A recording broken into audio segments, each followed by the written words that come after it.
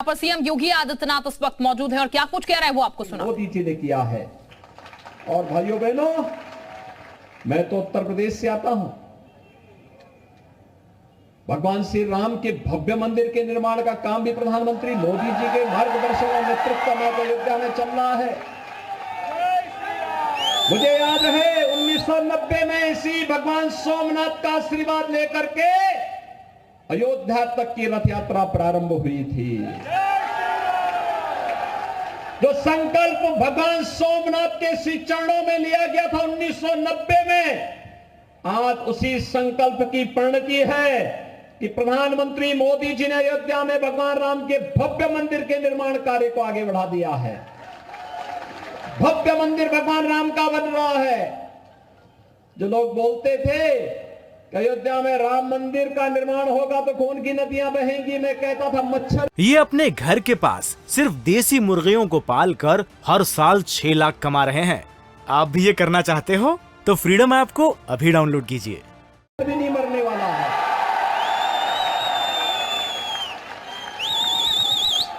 अब उत्तर प्रदेश में दंगे नहीं होते।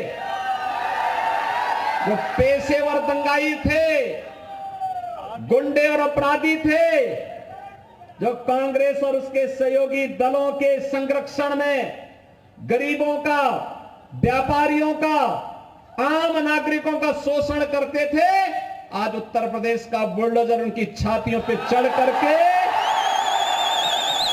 उत्तर प्रदेश को दंगा मुक्त कर रहा है। और इसलिए भाइयों बहनों, मैं आप सबका आह्वान करने के लिए आया हूं। आज वैश्विक मंच पर भारत की प्रतिष्ठा बढ़ी है। भारत दुनिया की एक बड़ी ताकत बना है।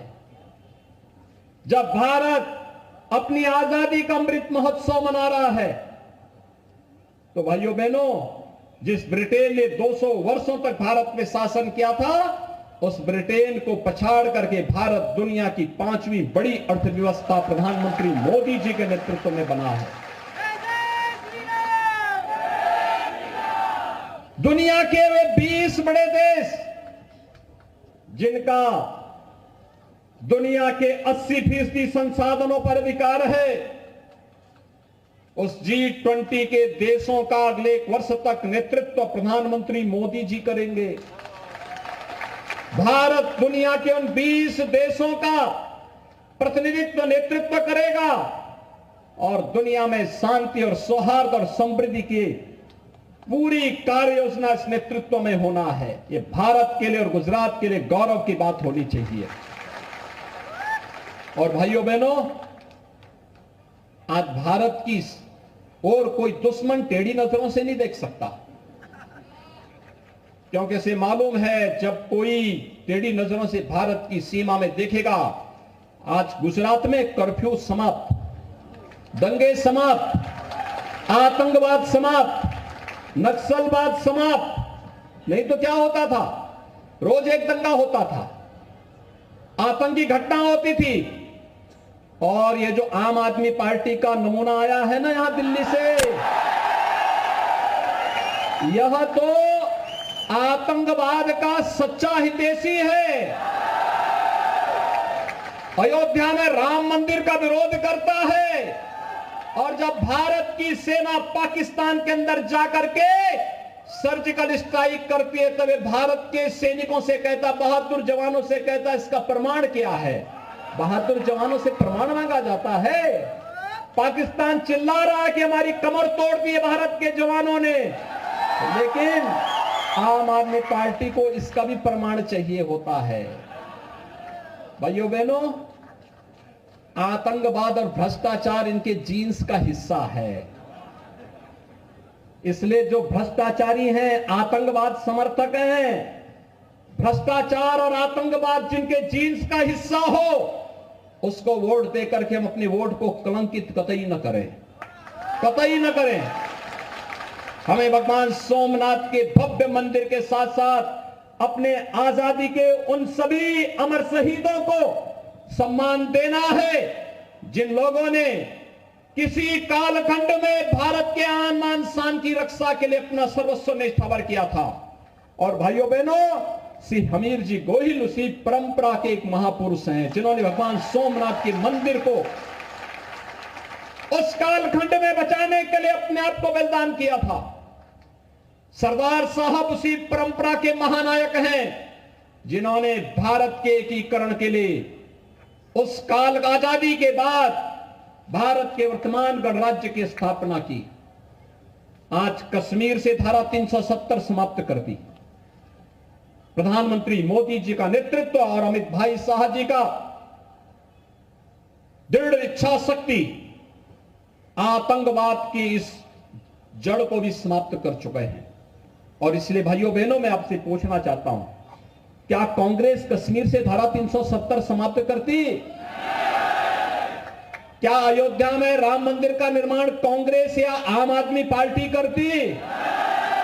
और आपका सच्चा हितैषी कौन? वही भाइयों बहनों जो संकट के समय खड़ा हो। और संकट के समय भाइयों बहनों, इस सदी की सबसे बड़ी महामारी कोरोना कालखंड में, कोरोना में फ्री में टेस्ट, फ्री में उपचार, फ्री में वैक्सीन और फ्री में गरीबों को राशन की सुविधा भी तो मोदी जी ने दिया था, डबल इंजन की सरकार ने दिया था। ये दिल्ली में आम आदमी पार्टी की सरकार थी, इसने सब लोगों को वहां से भगा दिया, कुछ भी नहीं दिया वहां। बड़ी खराब स्थिति थी। दिल्ली से लोग भाग भाग करके उत्तर प्रदेश में आ रहे थे उपचार कराने के लिए। हमें व्यवस्था देनी पड़ी थी। अमित भाई को स्वयं निकल करके दिल्ली के अंदर अतिरिक्त व्यवस्था करनी पड़ी थी। भाइयों बहनों, जो दिल्ली नहीं संभाल पा रहे हैं वे गुजरात में क्या दुर्गति कर देंगे। इसलिए भाइयों बहनों, बहुत संभल करके आपका आह्वान करने के लिए मैं आया हूं। कांग्रेस आपकी आस्था का सम्मान नहीं कर सकती, आम आदमी पार्टी आपकी आस्था का सम्मान नहीं कर सकती, आपको सुरक्षा भी नहीं दे सकती, आपके लिए समृद्धि का द्वार भी नहीं खोल सकती। आस्था का सम्मान हो या फिर प्रत्येक नागरिक और देश की समृद्धि का प्रश्न, सबको सुरक्षा और सबका साथ और सबके विकास के भाव को कोई आगे बढ़ा सकता तो केवल भाजपा बढ़ा सकती है, भारतीय जनता पार्टी बढ़ा सकती है।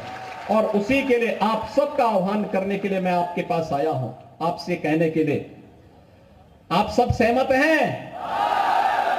सो आप बधा भाजपा ने भव्य जीत आप सो हाथ ऊंचा करने समर्थन आपो। मेरे साथ बोलेंगे, भारत माता की, भारत माता की, भारत माता की जय श्री राम, जय जय श्री राम, जय सोमनाथ, हर हर महादेव। तो सीएम योगी आदित्यनाथ को आप सुन रहे थे, जो कि गुजरात दौरे पर पहुंचे हुए हैं। आपको बता दें, सोमनाथ में गुजरात में चुनावी सभा को संबोधित कर रहे थे। बीजेपी के पक्ष में वोट देने की अपील यहां पर सीएम योगी आदित्यनाथ की तरफ से, क्योंकि स्टार प्रचारकों में उनका नाम शामिल है और ऐसे में वो चुनाव प्रचार में जुटे हुए हैं। ये अपने घर के पास सिर्फ देसी मुर्गियों को पाल कर हर साल 6 लाख कमा रहे हैं। आप भी ये करना चाहते हो तो फ्रीडम ऐप को अभी डाउनलोड कीजिए।